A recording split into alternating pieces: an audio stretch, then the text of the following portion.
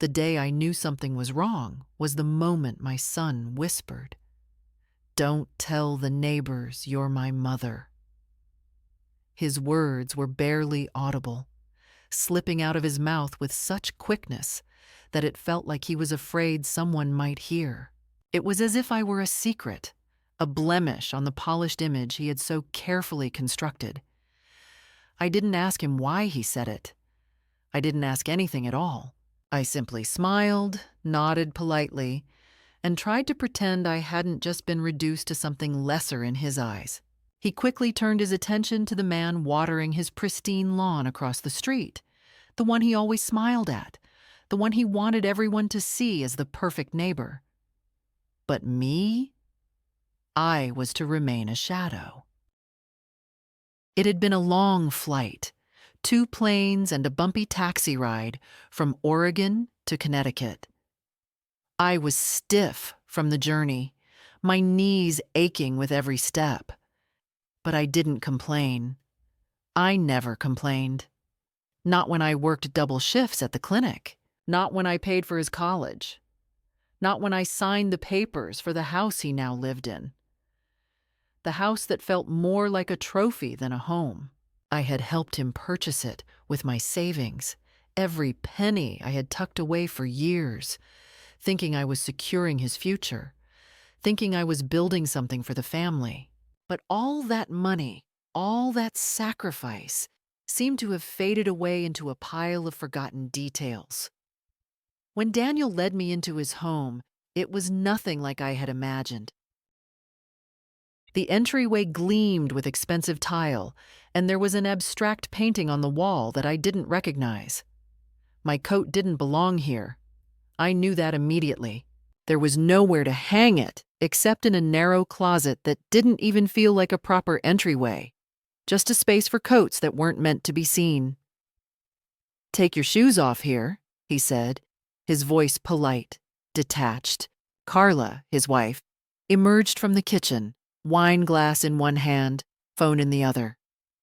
"Marianne, welcome," she said, offering a smile that never quite reached her eyes.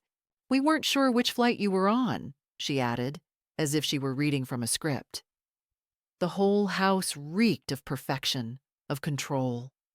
There were no signs of family, no pictures of Daniel as a child, no memories hanging on the walls. Only polished surfaces and designer decor. The air was cold with the kind of emptiness you can only feel when you realize you've spent your life creating something for someone who no longer sees you, someone who thinks they've earned everything without understanding the cost. There were no family photos, no shared memories, not even a single picture of the grandchildren. Just sterile, perfect spaces where people could hide behind appearances. Carla gestured vaguely toward the guest room, not inviting me, just telling me where I would be staying. Not my room, not my home, just a place to sleep. I didn't say anything. I had spent years swallowing my discomfort, pretending things were fine, pretending I was just a guest, just an addition to the carefully constructed facade of their life. The guest room was clean, sparse, and cold. It had no books, no chair, just a bed and a nightstand, like a hotel room. I sat on the edge of the bed, feeling the weight of every year that had led me to this moment. I had worked so hard, sacrificed so much, and now I was here, tucked away in a room that felt more like a holding cell than a welcome. I stayed quiet, as I always did, watching the life I had built for him turn into a show for others to admire. It was like he didn't even see me. The woman who had raised him, who had fed him, taught him, cared for him. I was invisible to him now, as if I had never mattered beyond the things I had provided. I could hear Carla's voice faintly in the kitchen, telling me that they were heading out for the farmer's market and the park with the kids. I was invited to relax while they went about their day. "Relax," she said, What she meant was stay out of the way, be seen, but not heard. I nodded, said I'd take a walk. It was the same thing I always did when I wasn't needed. I left, pretending I was fine. The neighborhood was picturesque, full of well-maintained houses with perfect lawns. Everyone was busy, rushing to and from their ideal lives. I walked through the streets, feeling like a stranger in my own son's world. The people I passed looked at me with polite curiosity, not really seeing me. I wasn't part of their world. I didn't fit into their perfect, curated existence. I was a relic of a different time, a reminder of a past they wanted to forget. I had given everything to this family, to this life. And now all I had was the silence that echoed through the empty streets. It was a silence I had grown used to over the years, a silence that no longer bothered me. But today, in this neighborhood that wasn't mine, it felt suffocating. When I returned to the house, it was just as I had left it. Carla and Daniel were getting ready for the social event in the evening, greeting their friends, all dressed perfectly, all smiling those practiced smiles. The house was filled with laughter and small talk. I was just a shadow in the corner, invisible to everyone but myself. I stood in the kitchen for a moment, looking at the polished counters, the designer appliances, the life they had created, and realized with a pang of bitter clarity, I was not part of it. I wasn't even an afterthought. I was nothing more than a prop in a story they were telling to the world.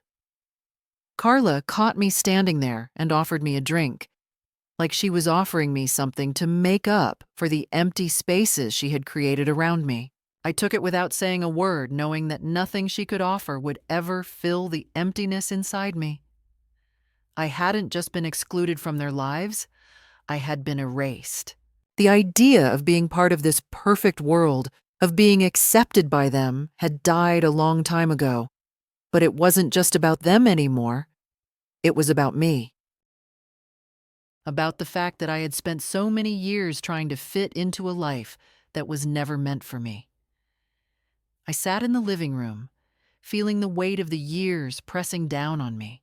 It was as if all the sacrifices, all the love, all the effort I had put into this family, this house, had been forgotten. I had built their lives, and now I was just a forgotten piece of the puzzle, a relic of a past they no longer wanted to remember.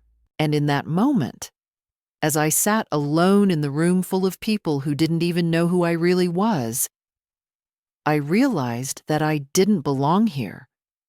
Not anymore. I had built everything for them, but now it was time to rebuild for myself.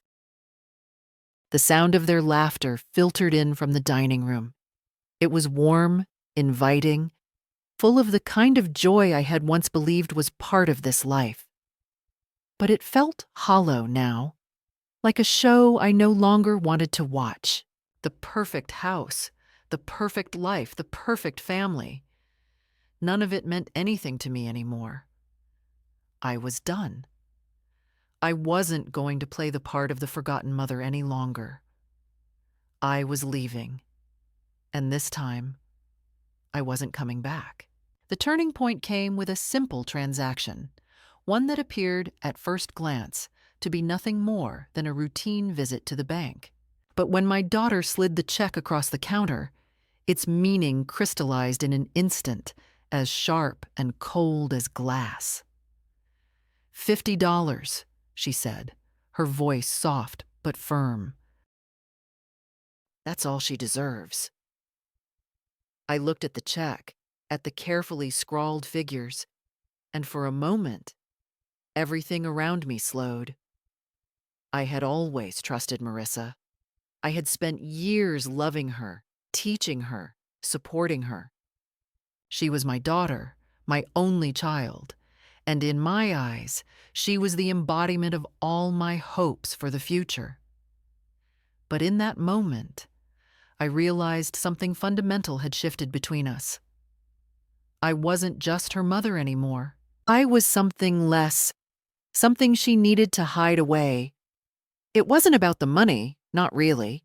The check could have been for $1 or 1,000, but the message it carried was the same. I wasn't a person to her anymore. I was an inconvenience, a relic of a past she had long outgrown. $50, the sum of my worth in her eyes. $50 for a lifetime of sacrifices, for years of cooking meals, tending to scraped knees, wiping away tears, and providing whatever I could, even when it meant going without. $50 for everything I had given, for everything I had done to shape the life she now led.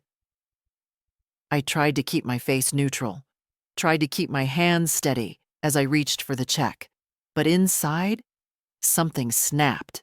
I had always known there were cracks in our relationship, little fissures that widened over time, but I had never seen them for what they truly were. I had convinced myself that the distance between us was just a phase, something that would pass as she got older. But the check was a wake-up call, a reminder that the woman I had raised, the girl I had held in my arms, had grown into someone unrecognizable to me. The bank teller, a young woman with wide eyes and a polite smile, looked between Marissa and me, sensing the tension, but too professional to say anything. She asked for my identification, which I handed over without a second thought.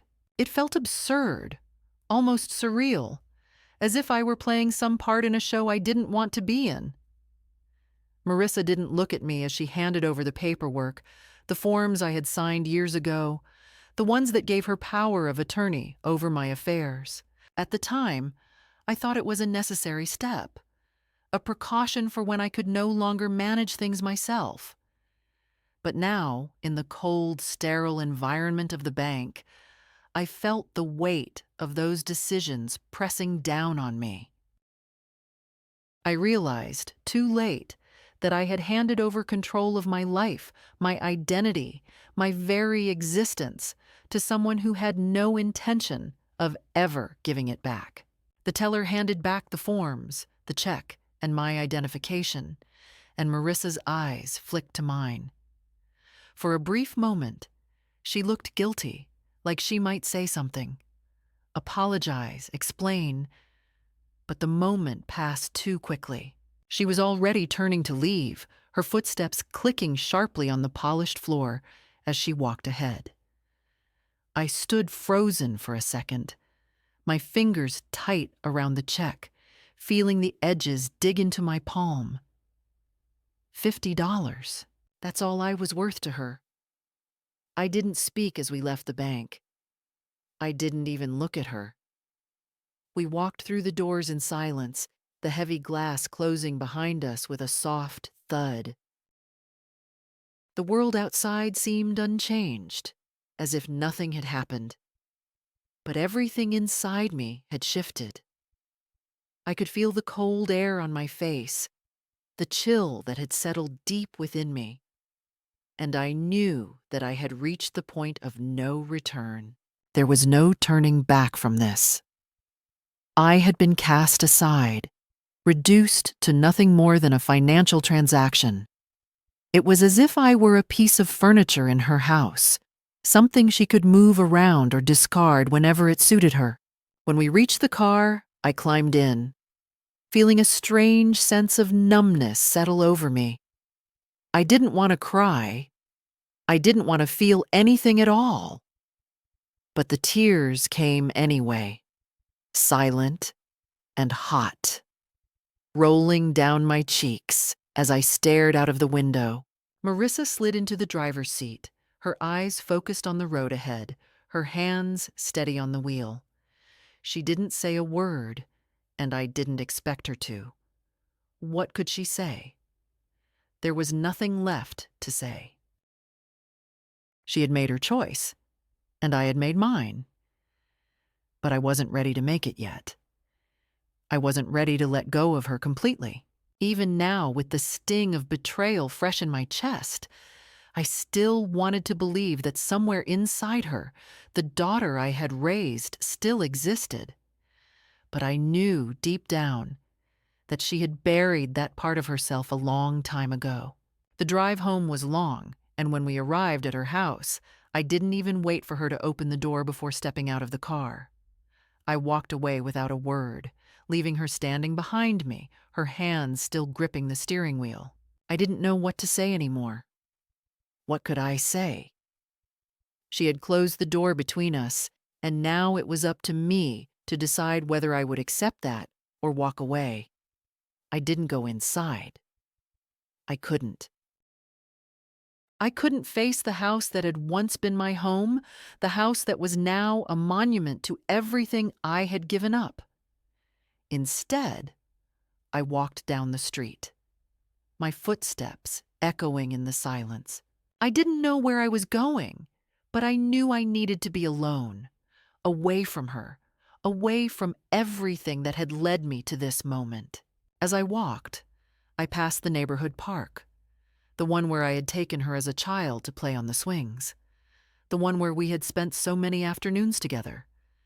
But now, it felt like a lifetime ago. I couldn't remember the last time we had shared a moment like that. It was as if the years had erased everything, leaving only the hollow shell of a relationship that had once meant everything to me. I found myself at a bench by the lake, and I sat down, staring at the water. The world seemed so still, so quiet, as if it was waiting for me to make a decision. I closed my eyes, letting the cool breeze wash over me, and I thought about the woman I had been, the woman who had raised her with so much love, so many sacrifices, the woman who had given everything for her family, for the future. I wondered where she had gone. How had she become invisible, forgotten, cast aside? And then it hit me. It wasn't just about the $50. It was about control. It was about ownership.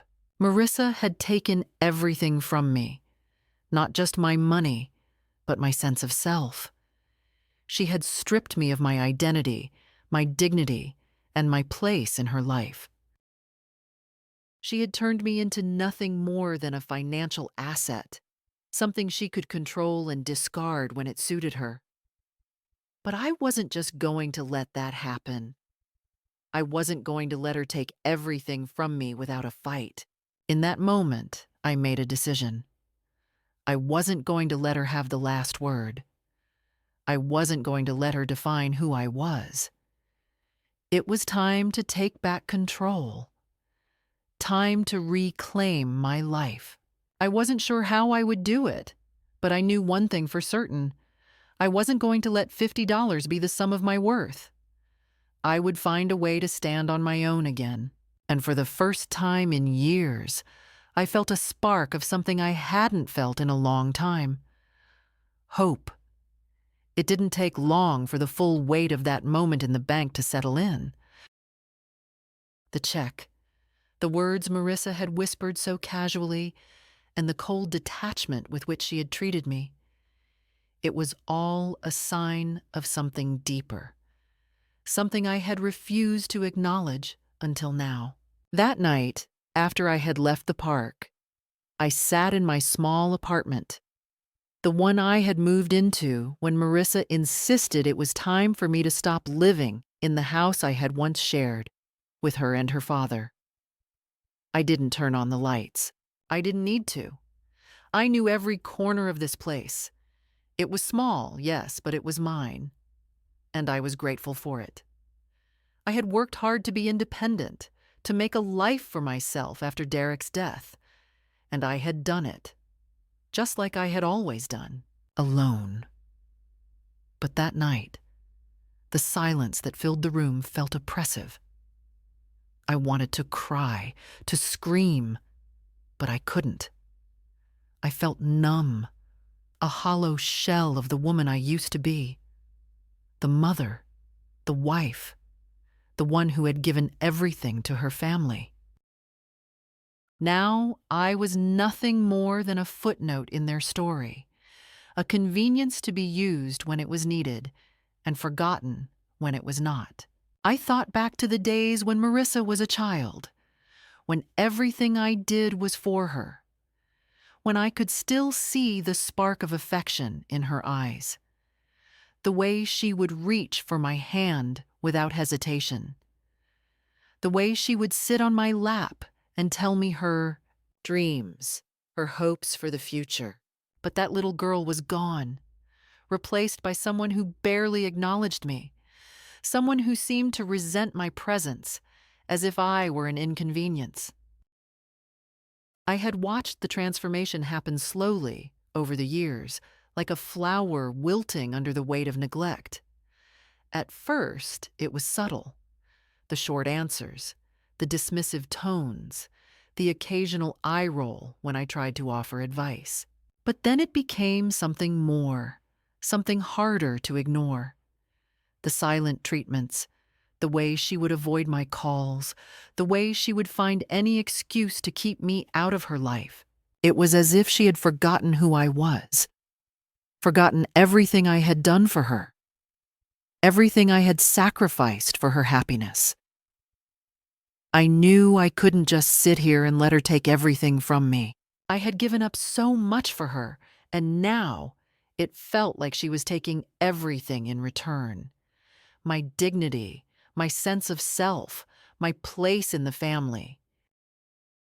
She had taken it all, piece by piece, until there was nothing left but the empty shell of a mother who no longer mattered. I couldn't let it end like this. I couldn't let her win. I thought about the conversation we had had a few weeks ago when she had told me that I needed to stop being such a burden. Those words still echoed in my mind as if they had been carved into my soul. A burden. That's what she saw me as now. Not a mother. Not a woman who had given her life for her family. A burden. She didn't understand, didn't see the years I had spent raising her, teaching her, providing for her, even when it meant going without. She didn't understand that everything I had done was because I loved her. It wasn't a burden, it was a choice. But now, to her, it had become something she wanted to erase, something that didn't fit into the life she had built for herself. I had always thought that when the time came, when I could no longer care for myself, I would turn to her. She was my daughter, after all. She was the one who would take care of me, who would help me when I needed it. But I had been wrong.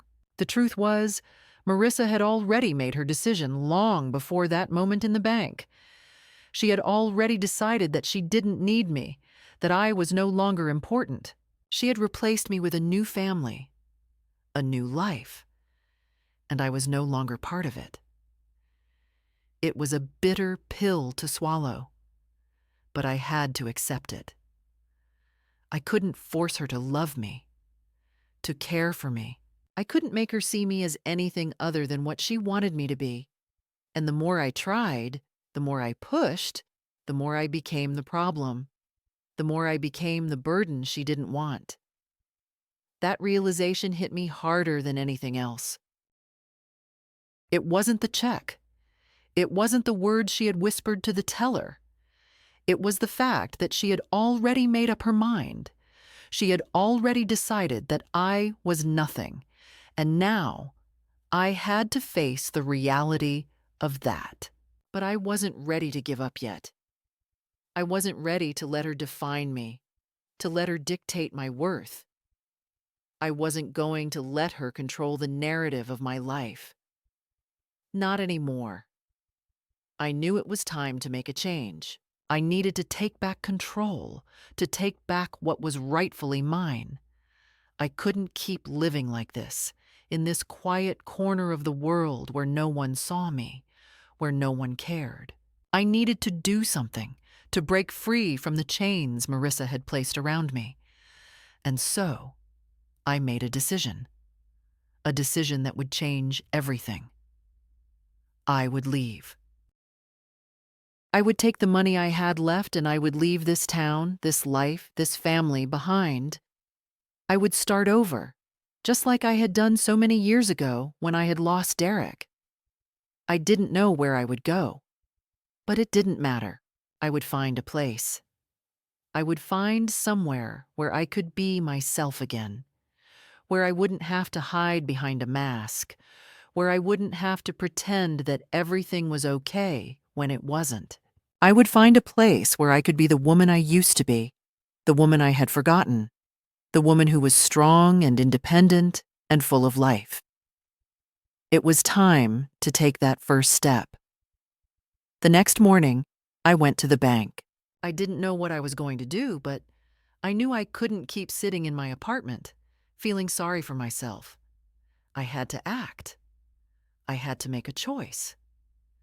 When I walked into the bank, the teller recognized me. She smiled, but I could see the hesitation in her eyes. I didn't care. I didn't need anyone's approval anymore. I didn't need anyone to tell me what I could or couldn't do. I walked up to the counter, my heart pounding in my chest, and I asked for my balance. When the teller looked up at me, I saw the faint flicker of recognition. But she didn't say anything. She just handed me the slip, and I took it, my fingers trembling as I held it in my hand. For the first time in a long time, I felt a sense of power, of control. This was my money. It was mine, and no one was going to take it from me. I didn't need anyone's permission. I didn't need anyone to tell me what I could or couldn't do with it. I had worked hard for it, and now it was time to use it for myself. I wasn't going to sit in the shadows anymore. I wasn't going to let Marissa control my life any longer. It was time for me to take back what was mine. I walked out of the bank, the slip of paper still clutched in my hand, and I felt a sense of relief wash over me. For the first time in a long time, I felt free. I wasn't sure where I would go, but I knew I would find my way.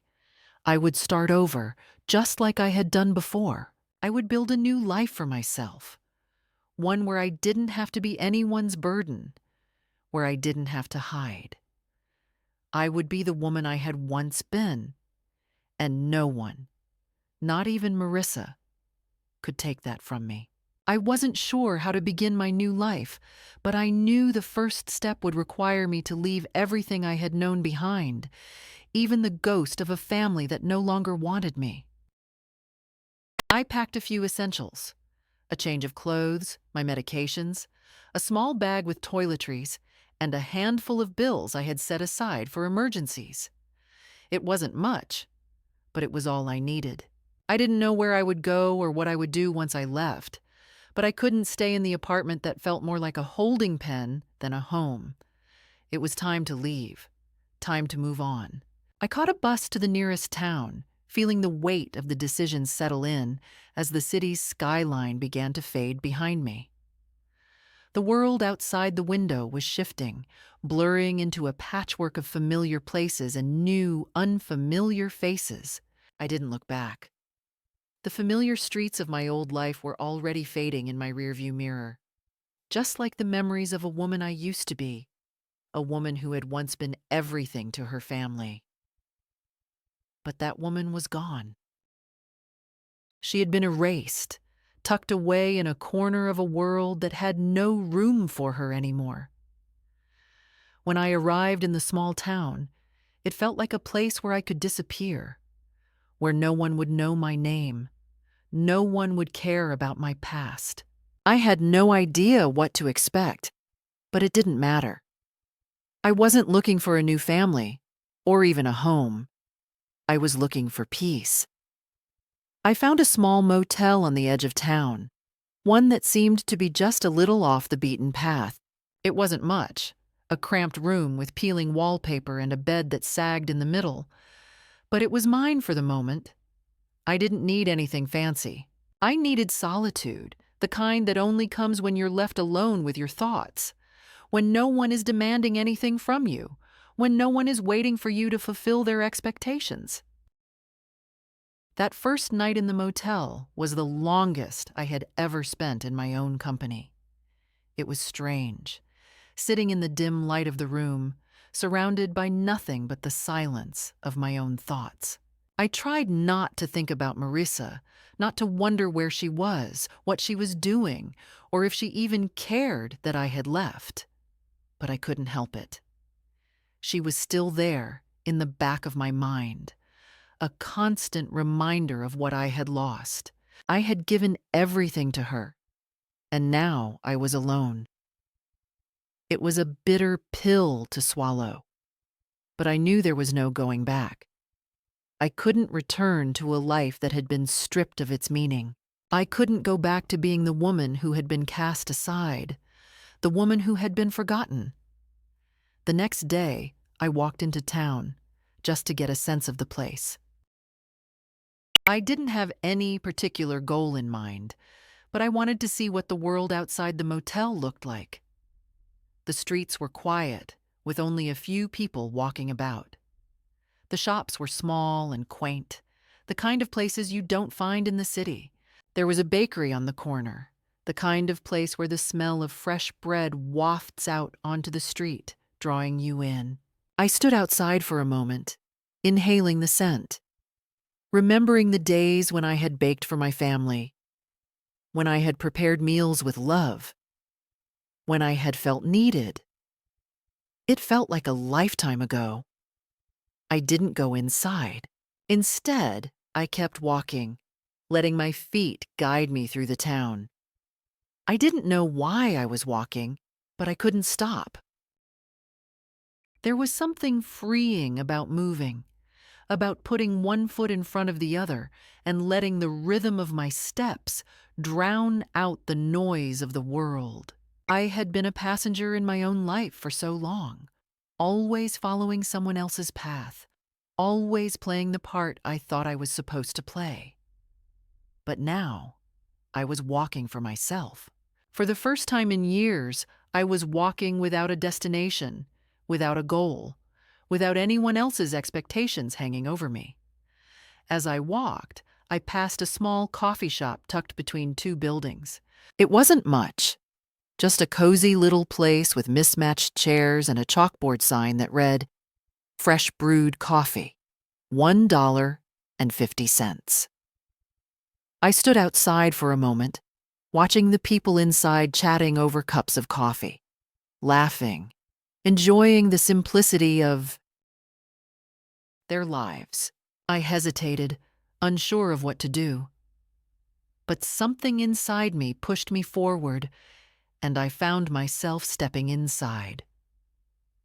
The coffee shop was warm, the smell of brewing coffee filling the air. I ordered a cup, sitting at a small table by the window. I didn't know why I had come here, but I felt an odd sense of peace in the quiet hum of the place. It was as if the world had slowed down, just for a moment, and I could breathe. I didn't feel like I was invisible here. The barista, a young woman with a friendly smile, asked if I wanted sugar or cream. She didn't ask who I was or why I was sitting alone. She just served me my coffee, like it was the most natural thing in the world. I sipped the hot drink, letting the warmth fill me, and for the first time in what felt like forever, I felt okay. I spent the rest of the day walking around, exploring the small town, taking in the sights and sounds, letting the world wash over me. I didn't know anyone here, but that was okay. I didn't need to know anyone. I was just a visitor, passing through. And that was enough. I didn't have to prove anything. I didn't have to pretend to be someone I wasn't. I could just be myself. And that thought, as simple as it was, brought a strange sense of relief. For the first time in a long time, I didn't feel like I had to be something I wasn't. I didn't have to be anyone's idea of what I should be. That evening, I sat in the small motel room, staring at the television, but not really watching it. My mind kept drifting back to Marissa, to everything that had happened, to everything I had lost. I wanted to call her, to hear her voice, to ask her why she had done this to me, but I knew better. I knew that calling her wouldn't change anything. It wouldn't bring back the years we had lost, the connection we once shared. It wouldn't erase the fact that she had already made up her mind. I wasn't part of her life anymore. And the more I thought about it, the more I realized that maybe that was okay. Maybe it was time to let go. Maybe it was time to stop holding on to something that wasn't there anymore, to stop waiting for her to come back, to stop trying to fix something that couldn't be fixed. I didn't need her approval, her validation, her love. I had always thought I did, but I realize now that I didn't. I was enough on my own. I had always been enough. And as I sat there in the quiet of the motel room, I felt a sense of peace settle over me. For the first time in years, I wasn't waiting for someone else to make me feel whole. I wasn't waiting for Marissa to come back into my life and make things right. I was making things right for myself.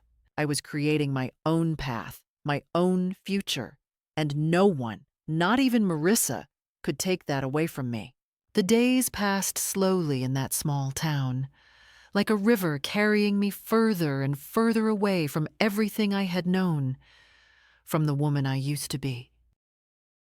Every morning, I woke up with a sense of peace that I hadn't felt in years, a quiet stillness that wrapped around me like a warm blanket. I didn't have a plan. I didn't need one. I was learning how to live again, how to be content with nothing more than the space I occupied in the world. I spent my days wandering the streets, finding little corners of the town that spoke to me in ways I couldn't explain.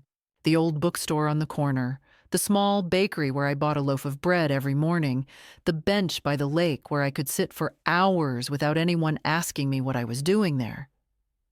It was simple, peaceful, and it was mine. But as much as I tried to forget, as much as I tried to move on, the past always had a way of catching up with me. It wasn't the memories that haunted me, though. It was the unanswered questions, the things I had left unsaid, the things I hadn't yet come to terms with. Marissa was always in the back of my mind, a shadow I couldn't escape. I had thought I was free, that by leaving everything behind, I could erase her from my life. But I had underestimated her. I had underestimated how deep the ties of family go, how even when you think you've severed them, they can still pull you back in. It started with a letter.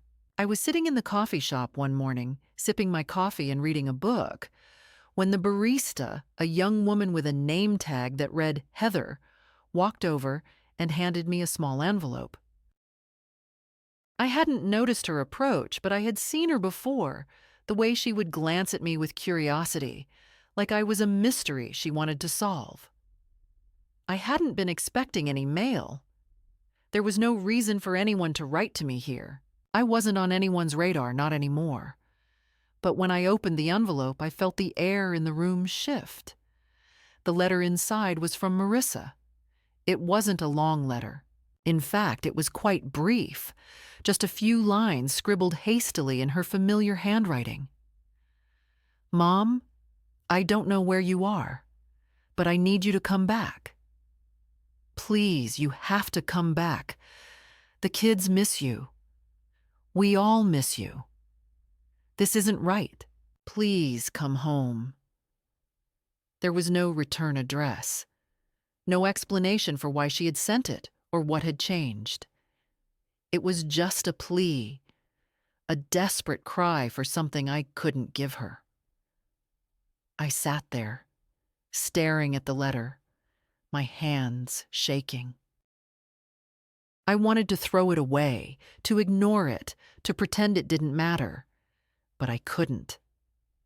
There was something about her words, something about the rawness in them that made me question everything I had done, every step I had taken to leave her behind. I had spent so long convincing myself that I was better off without her, that I didn't need to be a part of her life anymore. But here she was, reaching out to me in a way that felt both unfamiliar and heartbreaking. I didn't know what to do with the letter. I didn't know if I should respond or ignore it. Part of me wanted to call her, to ask her what had happened, to demand an explanation for why she had abandoned me.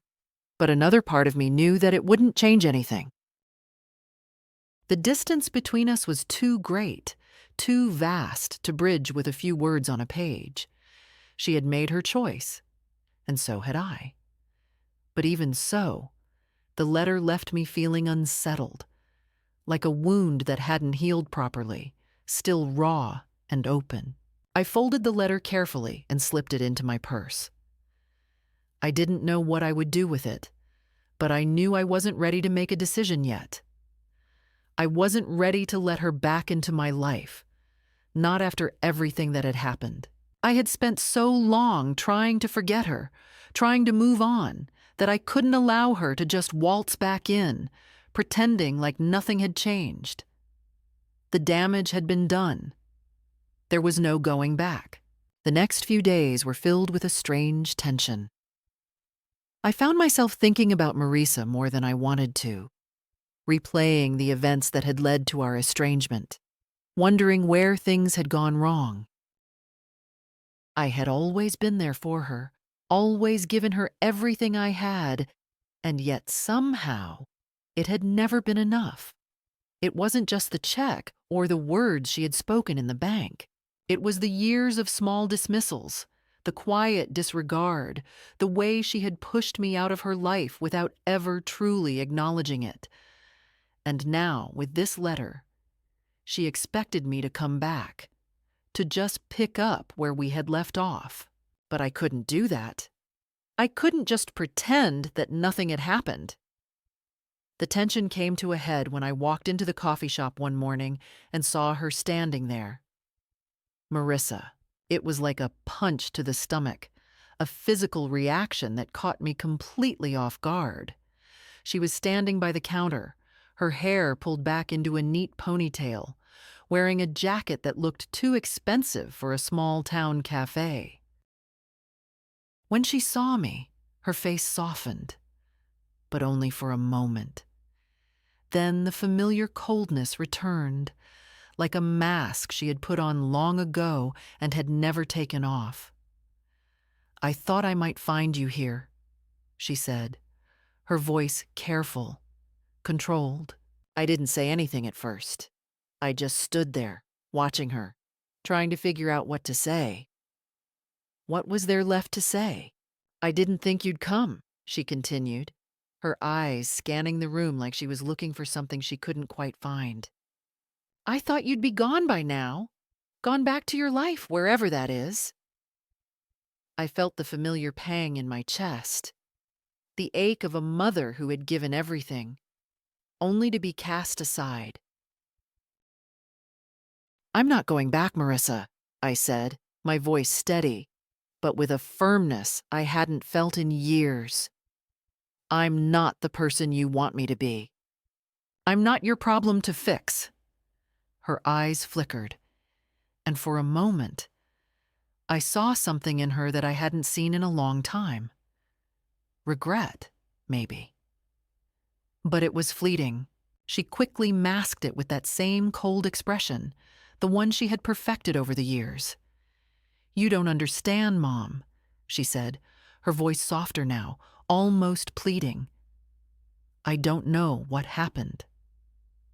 I don't know when everything changed. But I need you. The kids need you. Please come back. It's not right without you." Her words hung in the air, heavy with unspoken truths, with a desperation I hadn't expected. I wanted to reach out, to tell her that everything could be fixed, that everything could go back to the way it was. But I knew it couldn't. It wouldn't. The wounds were too deep, too fresh. I can't, I said quietly, my throat tight. I've spent too many years being what you needed me to be. But I'm not that person anymore, Marissa. I'm sorry, but I'm done. I turned to walk away, feeling her eyes on my back. But I didn't look back. I couldn't. I had spent so long pretending to be what everyone else wanted me to be, and I wasn't going to do it anymore. Not for her, not for anyone.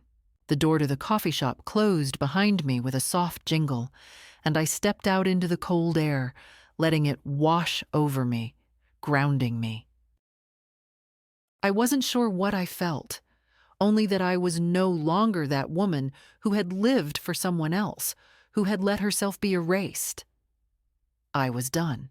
But as I walked away, I couldn't shake the feeling that something had changed, that the silence between us was no longer just a silence. It was the beginning of something else, something I wasn't ready to face. And yet, I knew it was inevitable. The days after my meeting with Marissa blurred together, each one feeling like the last, a monotonous cycle of movement without direction. I didn't feel relieved. I didn't feel triumphant. I felt numb.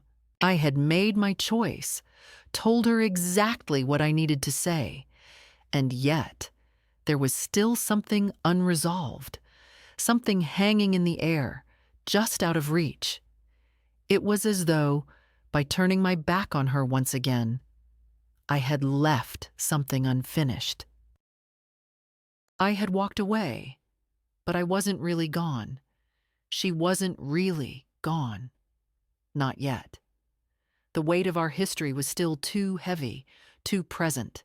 Even now, as I sat in this small town, 1,000 miles from the life we used to share, it felt as though the past was standing right next to me, whispering its demand for closure, its demand for acknowledgement. I could no longer ignore it, and I didn't know how to let it go. The truth was, I wasn't just avoiding her. I was avoiding myself, avoiding the woman I had once been, the woman I had been for her, for my family. I had hidden her away so long that even I could no longer recognize her. I knew I couldn't stay in this limbo. I couldn't keep pretending that leaving was enough, that walking away from my family would somehow make me whole again. There was no escaping the fact that I had given them everything, my love, my time, my life, and in return, they had taken it without ever truly seeing me. I wasn't just a mother. I wasn't just a grandmother. I was a person, a woman, someone with her own desires, her own needs, her own story. But I had hidden it, buried it beneath the weight of their expectations, their needs. I had played the part of the mother, the wife, the caretaker, because that was what I was supposed to do. But I couldn't play that role anymore. Not when it had cost me everything I had. It wasn't until I received the phone call that I realized how much I had been avoiding. It was early morning, the sun barely touching the horizon, when the phone rang.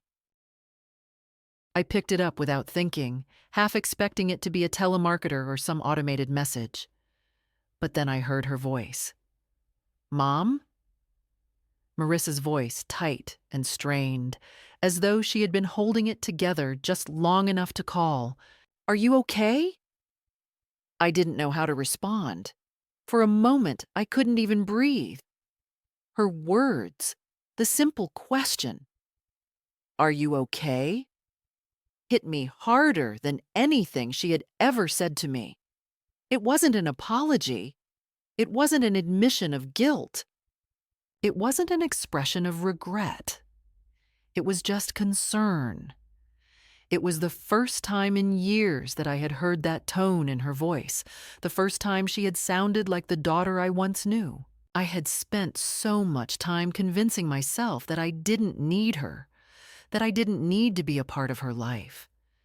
But hearing her voice, hearing that question, shattered the walls I had built around myself. I wanted to say something, anything, to let her know that I was fine, that I didn't need her concern, but the words wouldn't come. "I'm fine, Marissa," I finally said, my voice barely a whisper. "I'm doing okay." I could hear the hesitation in her voice, the uncertainty. "I don't know what happened, Mom. I don't know why things went the way they did. But I can't do this anymore. I can't keep pretending that everything is okay. I miss you. I need you." There it was again.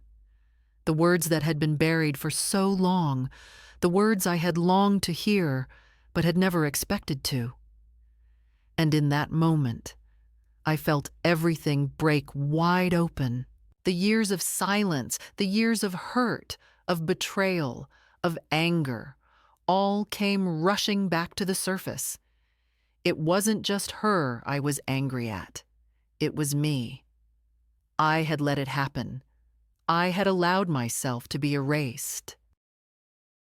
I had allowed her to push me away, to make me feel like I didn't matter. But I did matter. And for the first time, I realized that it wasn't just about her. It was about me, too. "I don't know what to say," I said, my voice thick with emotion. "I don't know how to fix this, Marissa. I don't know how to make everything right again." "You don't have to fix it," she said quickly, her voice softer now. "I don't want you to fix it. I just want you to be here. I just want you to be a part of my life again. Please, Mom, I can't do this alone. I've been carrying so much, and I need you. I need my mother." The tears came without warning, hot and thick, and I let them fall, not caring how messy it was, not caring who saw. For so long I had tried to hold everything in, to pretend that I was fine, that I was strong, that I didn't need anyone. But I had been lying to myself. I had needed her. I had needed my family. I had needed to be seen, to be heard, to be loved. "I'm here, Marissa," I said, my voice shaking. "I'm here. I don't know what this means or how we move forward, but I'm here." And for the first time in years, I felt the weight of the past begin to lift. It wasn't an immediate fix. It wasn't a sudden reconciliation, but it was a step, and that was more than I had expected. It was the first time we had truly acknowledged the distance between us, the first time we had spoken honestly about what had happened. It wasn't easy. It wasn't neat, but it was real. As I hung up the phone, I felt the air in the room shift. I wasn't sure what the future held, but I knew one thing for certain.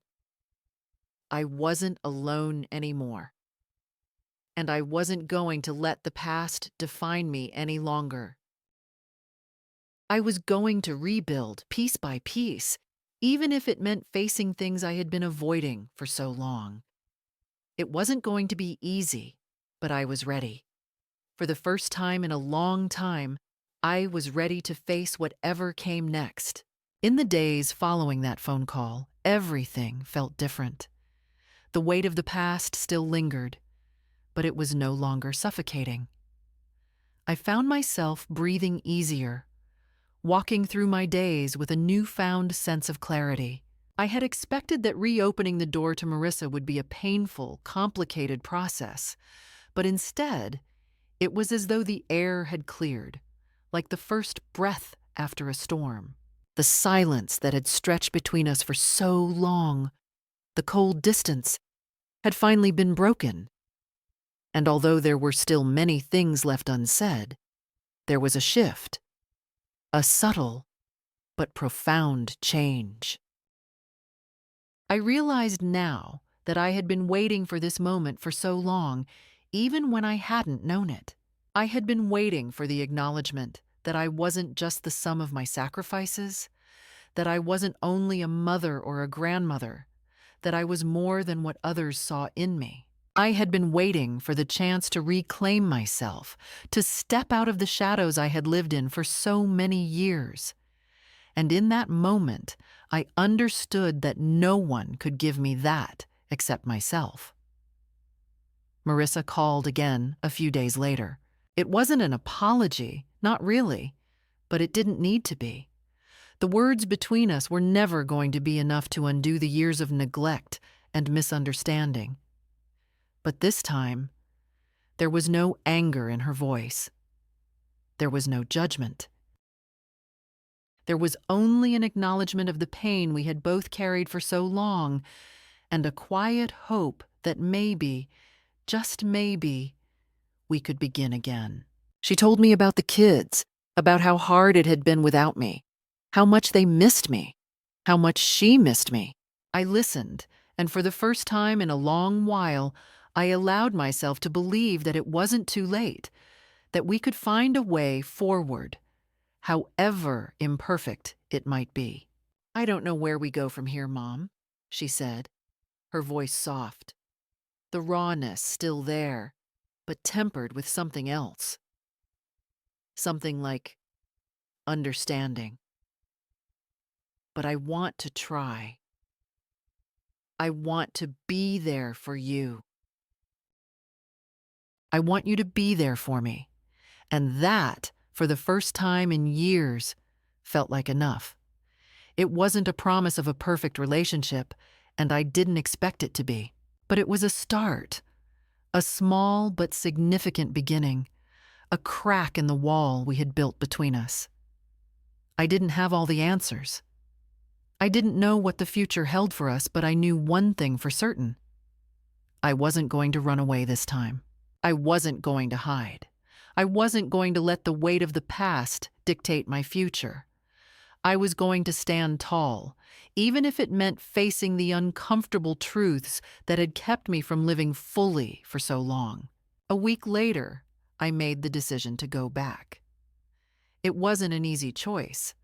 I had lived in the small town long enough to feel a sense of belonging, a sense of peace that I hadn't felt in years. But I knew that I couldn't continue to hide. I couldn't keep running away from the people who had once been my world, no matter how painful it had been to be forgotten, to be pushed aside.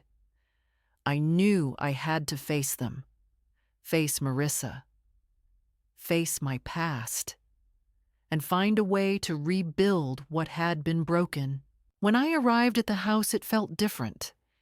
The air was heavy, not with the weight of the past, but with something else, something new. The front door opened before I could knock, and there was Marissa, standing there, her eyes wide, her face tentative, unsure of what to expect. But when she saw me, her expression softened. "Mom," she said quietly, almost as if she were afraid to say it too loudly. I didn't know what to say, but I didn't need to. Words weren't necessary anymore. I stepped inside, and for the first time in years, I didn't feel like a stranger. I didn't feel like an outsider. I felt like I was home. The house was the same, still too perfect, still too curated for my tastes.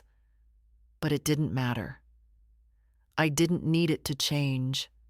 I just needed to be here, to be present, to show up. We didn't talk much that night. We sat in the living room, the silence between us no longer uncomfortable, but filled with the quiet understanding of two people who had been lost and found again.